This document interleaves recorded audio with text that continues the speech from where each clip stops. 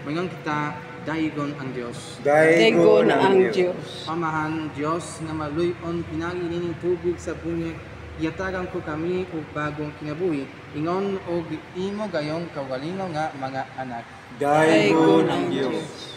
Ikan sa tanan nga nabunyagan sa tubig sa Espiritu Santo, gitukod mo ang usa ka lungsod nga hiniusa niya kay Jesucristo na imong anak. Daigon ang Diyos. Diluwas mo kami, gipuno mo ang among kasing-kasing sa Espiritu sa imong gugma, aron pagpuyo kami diha sa imong kalinaw. Daigon ang Diyos. Gitawag mo ang kanabunyagan sa pagsangyaw sa mayong balita bahin ni Jesucristo ngadto sa tanan mga tao sa tibuok kalibutan. Daigon ang Diyos. Magampo kita, gipanihin mo ang imong anak siya nining tubig nga makalinis ang makambit siya sa pagtuo sa imong siban makabaton sa kinabuhing dayon o Ginoo pinagi sa misteryo nining tubig nga gikonsakrahan na dad-a siya ngadto sa usa bago espiritanong pagkatao niya mong gipangayo pinagi ni Kristo among Ginoo. Amen.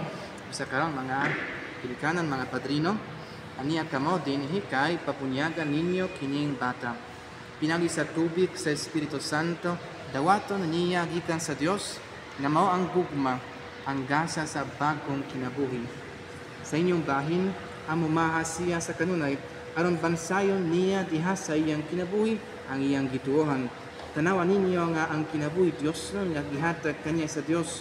Karon, mampingan unta layo sa sala, aron sa kanunay magakaanam kini kikalig-on diha sa iyang kasing-kasing.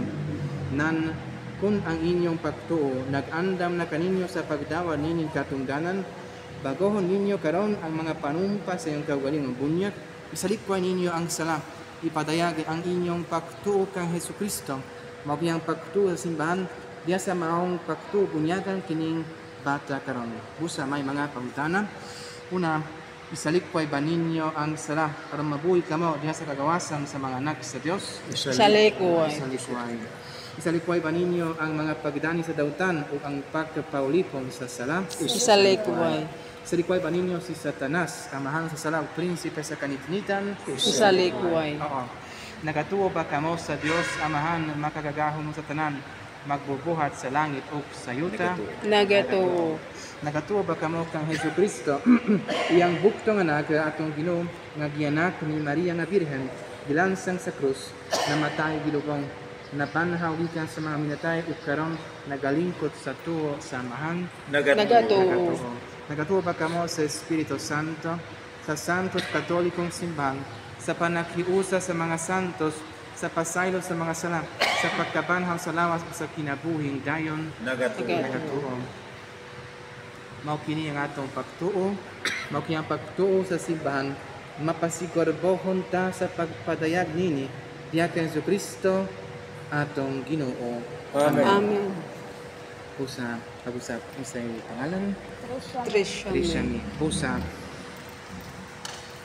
Buot ba ninyo nga si Trishami bunyagan niya sa pagtuo sa simbahan nagipadayag natong tanan? Buot. Buot. Oo.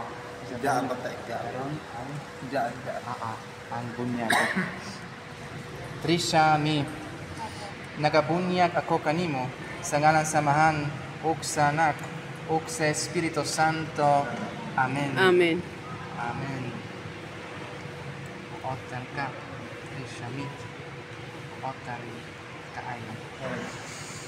Trishami, ang Dios amahan sa atong Ginoo Jesucristo nagluwas kanimo gikan sa sala, naghatag kanimo og bagong pagkatao pinagi sa tubig sa Espiritu Santo ug nagdawat kanimo tipon sa iyang santo katawhan. Siya karon magadihog nimo sa krisma sa kaluwasan, maingon nga si Kristo gidihogan nga pari, propeta ug hari. Mamanusap magpuya unta ikaw sa kanunay inog bahin sa iyang lawas nga managambit sa kinabuhing dayon. Amen. Sa amin magtiyog kanimo. Oo.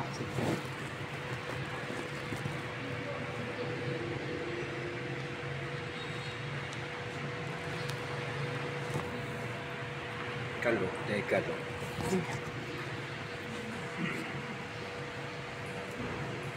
Trishami, bag-o na ikaw binuhat.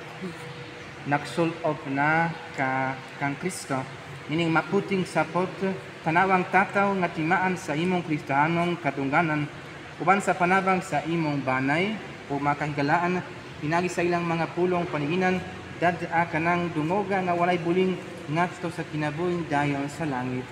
Amen. Amen. Karon may dawata ang kahayag ni Kristo. Dakot kani nga mga kandela.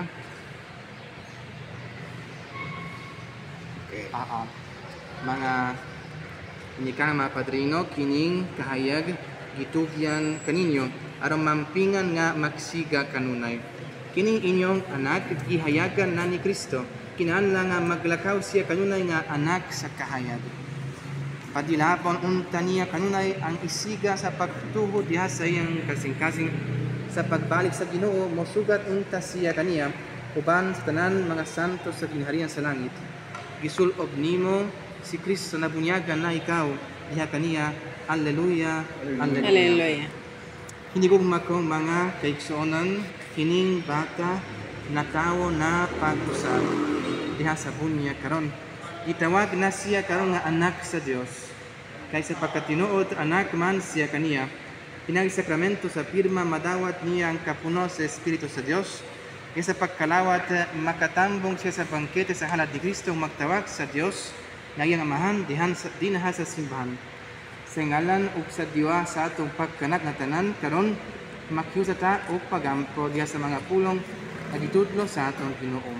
Amahan namo Nakas mga langit, pagdaygo ng imong ngalan, mabot ka namo ang imong ginarian, matuman ang imong pagbuot, dinhi sa yuta maingon sa langit. ang Karon namo sa matag adlaw, ihatag ka namo karon adlaw, pasalwa kami sa among mga sala, yung kami nakapasaylo kami sa nakasala ka namo. Ug dili mo kami tugyan sa panulay, hinunuluwa sa kami sa tawdan. Amen. O maigsoon sa atong pagtuo, itugyan nato